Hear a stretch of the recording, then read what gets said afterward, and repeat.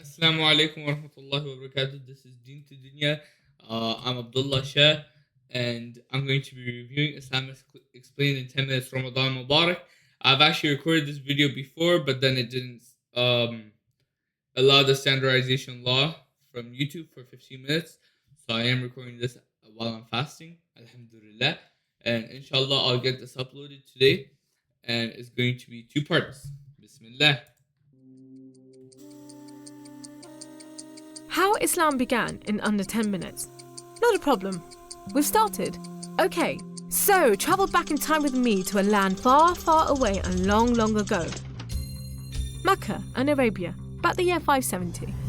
Mecca is important for two reasons. One, the Kaaba is there, an ancient temple built to worship.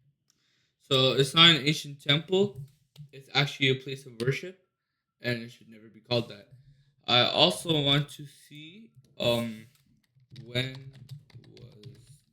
the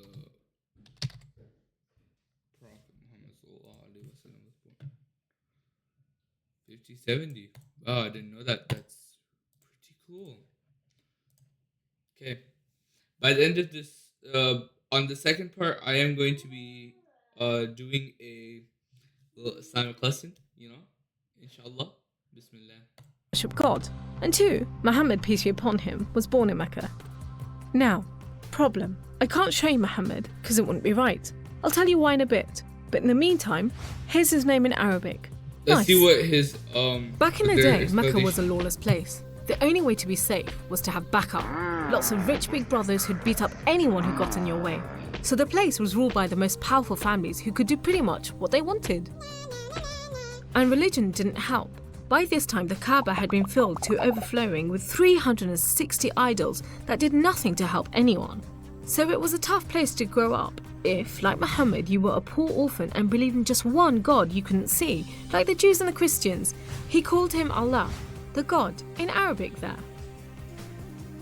Muhammad's dad died before he was even born, and his mum died when he was just 6. So he was brought up by his grandfather, Abdul Muttalib, and then, when he died too, by his uncle, Abu Talib, who had the respect of the city's ruling families, so Muhammad was safe for the time being. Muhammad started out as a shepherd and then became a businessman, travelling about buying and selling stuff for rich clients. When he did some work for a rich widow called Khadija, she was so impressed. I'm not sure about the businessman part. Can someone confirm that in the comments? Because I'd actually like to know. Yeah, let's see.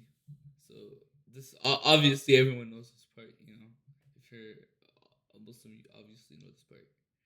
So yeah. Impressed by his honesty and skill, that they ended up getting married, and for a while it looked like Muhammad was going places. Well, he was, but not how you think. Every year in the month of Ramadan, different calendar, different names for the months, there was a big party around the Kaaba when people made sacrifices to the idols. Muhammad hated it, so he'd get out of town and sleep in a cave he'd found on top of a nearby mountain. One night, Muhammad's praying to Allah when wham! There's the angel Jibreel, you might say Gabriel, standing right in front of him. Read, says the angel, but Muhammad couldn't read. No schools, you see. Jibreel keeps on at him. 3 times he says, read. Read, Then he grabs read. hold of Muhammad and wham! Again, it's like Muhammad's learnt the words off by heart. So he recites the message out loud. Read in the name of your Lord, who created man from a drop of blood. Read, for your Lord is most generous. He who taught by the pen, taught man what he did not know. It was a message from Allah.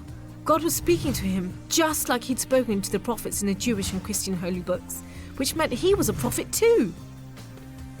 The messages continued for the rest of Muhammad's life. Allah gave him the words to say and the prophet recited them. The words were written down by his friends, and years later they were collected together and became the Muslim holy book. The Not years later. It was during his lifetime. Quran, which means recitation, because Muhammad recited it, you see? Anyway, that was much later, so back to the night of power. Muhammad tells his family, then his friends, and eventually everyone about Allah, that he's the one and only God, that he wants everyone to be treated fairly, and long story short, it didn't go down well with the ruling families of Mecca, who liked things just the way they were, thank you very much. You see, Islam means obedience to Allah, and Muslim means someone who obeys Allah. and the ruling families didn't want anyone obeying anyone else but them. I actually don't know.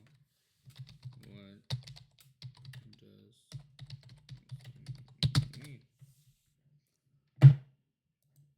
Okay, so that's wrong. It's someone who follows the religion of Islam. So, not everything in the video is correct, but I do have to say whoever made this YouTube, I'm gonna have to like this, That's really nice. So the people who believed in Muhammad's message, the Muslims, were given a hard time. Some were even tortured and killed. A few of them managed to escape to Abyssinia, Ethiopia. But most were stuck in Mecca. Muhammad also had to cope with the death of his wife, and then just a few weeks later, his uncle too. Feeling very down, he went to the Kaaba to pray to Allah one night. Then, the weirdest thing happened. Jibreel turns up, sits him on a winged horse called Al-Buraq and flies him all the way from Mecca to Jerusalem. So this is when the Prophet Muhammad went to Masjid al-Aqsa, I'm pretty sure it was, and he prayed with all the prophets, and he got to see the 7 stages of heaven. MashaAllah. Yeah. He prays with all the prophets who've ever lived. Then he's taken up to the heavens to chat with some of the prophets, and then into paradise itself, where Allah tells Muhammad to pray 5 times a day and to stay strong. Alright, so this is pretty accurate because, Dhuhr. So Dhuhr happens. So wait, let's start off with Fajr, right? Fajr happens like 30-45 minutes before sunrise. Then when the sun reaches at its top, Dhuhr happens. When it's like 45 minutes before sunset, Asr happens. When it's sunset time, Maghrib happens. Then closer to midnight, I'm pretty sure an hour or 2, 3 hours before midnight, Isha happens. So that's when the sun is fully down and the moon is fully up. He's returned to Jerusalem and then flies back to the Kaaba in Mecca. We call it the night journey, and Muslims still argue whether it was a real experience or a vision, but whatever, it gave Muhammad a much needed boost, and just as well, because there were more tough times ahead. So, there was this other city called Yathrib. The people there heard about Muhammad and his message and invited him and his followers to join them. A few at a time, the Muslims left Mecca and made a dangerous journey across the desert to Yathrib. It's known as a hijra, which means migration, like birds do. Muhammad and a few of his friends stayed in Mecca until everyone had got away and then made plans for their own escape. But the ruling families wanted to kill Muhammad while they still could, so 7 sons, 1 from each family, was sent in the middle of the night to stab the Prophet while he slept. But he was way ahead of them, and when they burst into the house, Muhammad was gone. Trackers were sent out to hunt him down. Muhammad and his best friend Abu Bakr took a roundabout route to try and shake off the pursuit, but the trackers were too good and slowly gained on them. So Muhammad and Abu Bakr hid in a cave and prayed that no one found them. The trackers found the cave all right, but they didn't bother going in to search. There was no way Muhammad could be inside, they thought.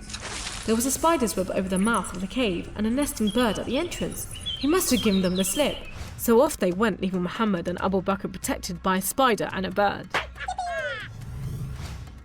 Muhammad made it safely to Yathrib, which was renamed Medina al-Nabi, the city of the Prophet, but most people just call it Medina. But Muhammad's worries weren't over yet. There were 3 big battles between the Muslims and the Meccans. First, the Battle of Badr, when Muhammad and just 313 men faced 1,000 Meccan soldiers. Miraculously, the Muslims won. Then there was the Battle of Uhud, which didn't go so well. Some of Muhammad's men disobeyed his orders and ran off during the battle to raid the Meccans' camp, and so the Muslims were outmaneuvered. Okay, so I'm gonna have to stop part 1 here.